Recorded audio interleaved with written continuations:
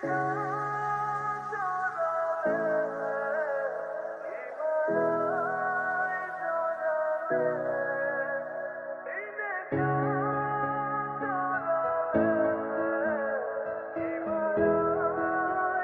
কি হয়েছে? তুমি আমাকে ভুলে যাও। এটা কি বলতেছো? তোমাকে ভুলে গেলে তো জীবনই শেষ হয়ে যাবে। B practical. জীবন শেষ করে তো আর কিছু করা যাবে না। কি বলছো হঠাৎ করে? তুমি কি বলতে চাও? বাবা মা আমার বিয়ে ঠিক করেছে। আমার বাবা আমার পছন্দের ছেলেকে বিয়ে করবে। তুমি এগুলো কি বলছো? বাবা মা বিয়ে ঠিক করে রাখছে, চাইলেই কি বিয়ে হয় নাকি? হ্যাঁ, আমাদের তো প্ল্যানে ছিল, তাই না, যে বাবা মা যদি রাজি না হয় আমরা পালিয়ে গিয়ে বিয়ে করব। হ্যাঁ, প্ল্যান ছিল, কিন্তু এখন সেটা আর সম্ভব না। দেখো, তুমি তো এখনো চাল চলে। আমি জানি আমি চাচ্ছি, আমি শিওর তুমি এগুলো মজা করতেছো।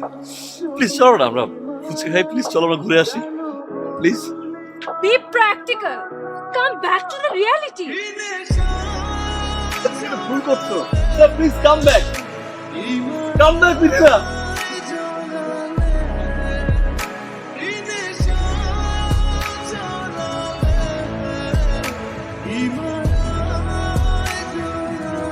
তোমাকে কিছু কথা খুলে বলা দরকার।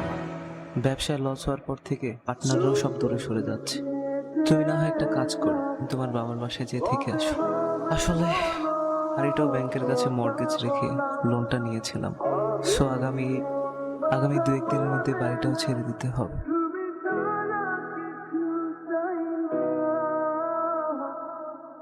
আমি দেখলাম যে আপনাদের একটা বিজ্ঞপ্তি এসছে, একটা ভ্যাকেন্সি আছে পোস্টে, তো আমার সিভিটা আমি ড্রপ করতে এসেছি। আমি মিথিলা। আচ্ছা, আপনি সিভিটা আমাকে দিন, দিয়ে আপনি বসুন, আমি আপনাকে জানাচ্ছি।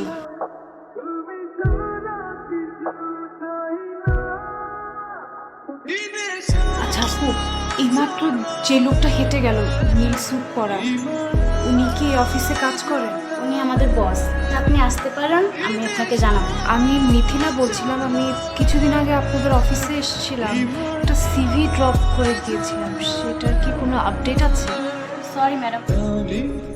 আচ্ছা, আপনাদের বসের নাম্বারটা কি আমাকে একটু দেওয়া যাবে? সরি ম্যাডাম, আমরা অপরিচিত কাউকে বসের নাম্বার দিই না।